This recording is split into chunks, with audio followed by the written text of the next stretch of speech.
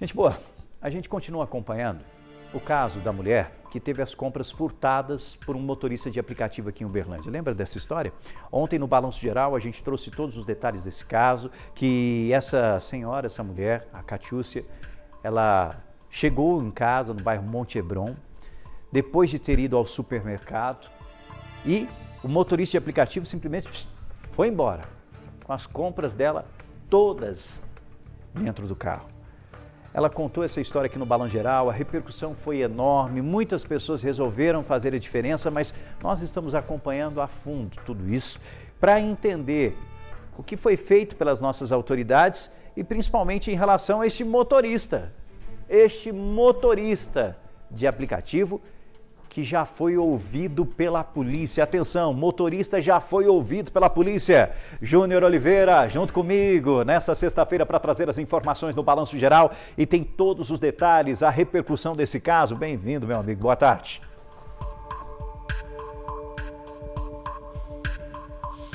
Oi, Rafa. Boa tarde para você, boa tarde a todos. Pois é, esse caso tem gerado muita repercussão, até mesmo para entender um pouco mais da intenção, né?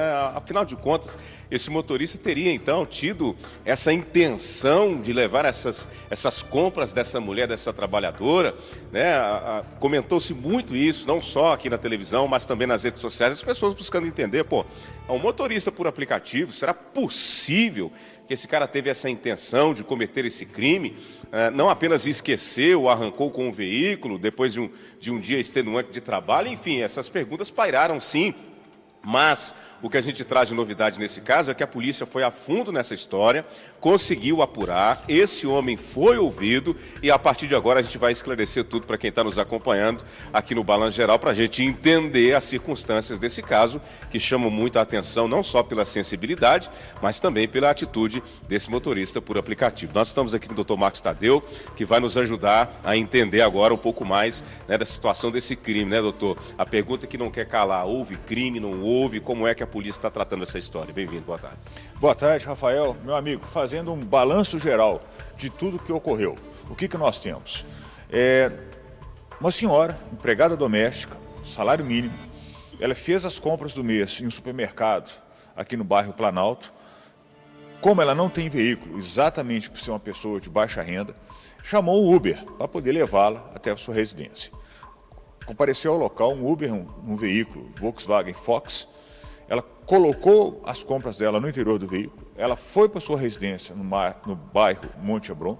Chegando lá, quando ela foi descarregar o carro, a primeira leva para sua residência, o camarada o motorista do Uber, de 33 anos, a idade com que Cristo morreu na cruz, ele fecha a tampa traseira do porta-malas e evade do local, levando toda a mercadoria, tudo que a senhora havia comprado. Esse foi o grande detalhe, né, doutor? Quer dizer, ele viu a mercadoria, fechou o tampão. Exatamente. Usando do nosso juridiquês, podemos dizer que ele agiu com animus furandi. O que é o animus furandi? É a vontade de subtrair coisa alheia móvel, que é exatamente o crime de furto que está no artigo 155 do Código Penal.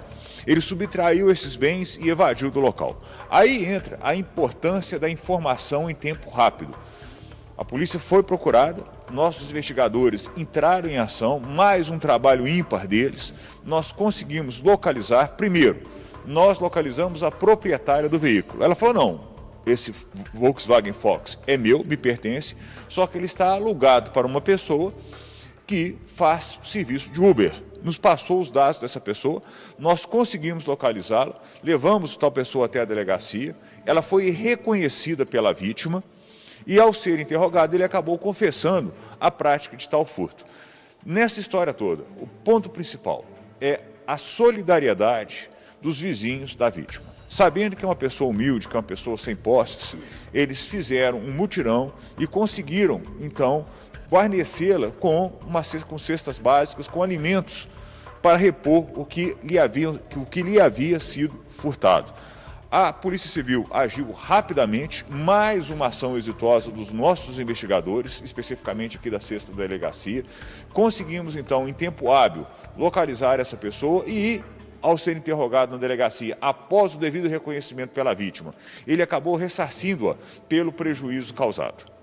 Doutor, nesse depoimento que ele deu, não querendo normalizar a situação, que é revoltante também, até mesmo pela situação da vítima, mas ele conseguiu explicar o porquê não tinha comida em casa? O que ele conta? Só para a gente tentar entender o que passou na cabeça dele. Não, ele não deu detalhes. Ao perceber que a vítima havia reconhecido e que ele seria preso em flagrante, ele resolveu ressarcir o prejuízo à vítima. Acho que o ponto principal é exatamente o quê? A vítima ter tido o seu prejuízo ressarcido. E também o exemplo que nós damos, de um lado nós temos um exemplo negativo, nós temos um exemplo positivo de outro. Quando os vizinhos, então, pagaram, fizeram um arrastão por termo pejorativo, fizeram um mutirão e conseguiram, então, trazer alimentos para a vítima. E aí aquela frase, Rafael? O que tem o diabo para tirar, tem Deus para dar. E isso é o ponto principal. Exatamente. Nessa mesma linha que o senhor está dizendo aí, a gente vai lembrar também, Rafa, que ainda ontem, um grupo de motoristas por aplicativo ali foram conversando através do aplicativo de mensagens. E aí formaram uma verdadeira força-tarefa, em comboio, foram até a casa da vítima.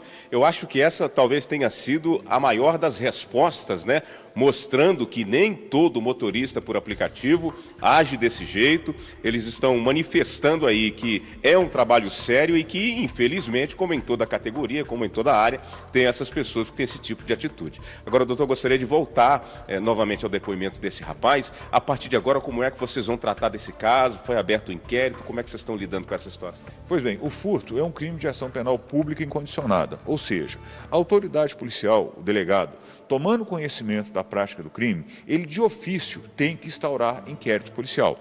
Então, o inquérito policial já foi instaurado e em breve será encaminhado ao Poder Judiciário, ao Ministério Público, com elementos suficientes para que o Ministério Público possa oferecer denúncia contra esse camarada e posteriormente o Poder Judiciário possa exarar uma sentença penal condenatória. As pessoas questionaram também, não foi preso em flagrante porque não havia também, o tempo ali já teve um lapso temporal considerável. Exatamente. Quando nós vamos analisar o caso em concreto, nós temos que ficar atentos aos pressupostos legais para que seja lavrado ou não o auto de prisão em flagrante. No caso específico, a autoridade policial, analisando o caso, ele percebeu que ali seria um caso específico, de instauração de inquérito policial, o que de fato ocorreu.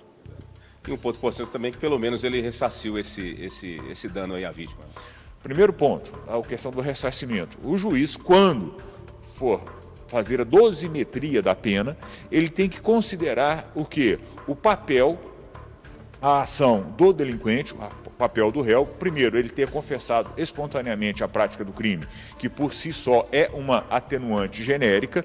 E dois, a questão do arrependimento posterior, quando ele ressarce à vítima o prejuízo que lhe foi causado. Doutor, muito obrigado aí, pelos esclarecimentos, trazendo informações novas aí, Rafa, desse caso que chamou muita atenção, o caso dessa senhora aí que teve as compras furtadas, levadas por esse motorista, mas ao fim dessa história, pelo que a gente percebe, apesar de tudo, temos aí um lado positivo que, associado aí à ação da polícia, que foi muito importante na identificação e também na abertura dessa investigação, é a solidariedade, que somou muito aí nesse caso, que realmente tem emocionado muita gente. E que sirva de exemplo, Rafa, para essas pessoas entenderem que a polícia está atenta, as pessoas estão atentas, os vizinhos também ajudaram muito aí a polícia, câmera de segurança, enfim, uma série de informações que foram passadas para a polícia, e aí resultou, esse homem teve que se explicar na delegacia e agora vai enfrentar esse processo aí, que sirva de exemplo. Exatamente. Agradeço, por favor, o Dr. Marcos Tadeu, o grande Júnior Oliveira, junto com a gente, explicando sobre esse caso. E deixa eu fazer um agradecimento especial, Júnior. Primeiro a Catiúcia. Catiúcia, um abraço para você. Que bom, que depois de todo esse pesadelo que você viveu, que você passou, agora você percebeu que existe muita gente boa, gente que faz o bem, gente que pensa no próximo. A partir do momento que ela conversou ao vivo aqui com a equipe do Balanço Geral, a gente já percebeu uma grande mobilização de pessoas, muitas e muitas querendo ajudar, querendo de alguma forma ajudá-la, e foi feita aí uma grande corrente. Então deixa eu agradecer imensamente você que está do outro lado nos assistindo todos os dias. Obrigado por não só acompanhar as notícias, as informações que nós damos aqui, mas principalmente por mudar um pouquinho de atitude, olhar ao próximo de forma diferente e ajudar o próximo.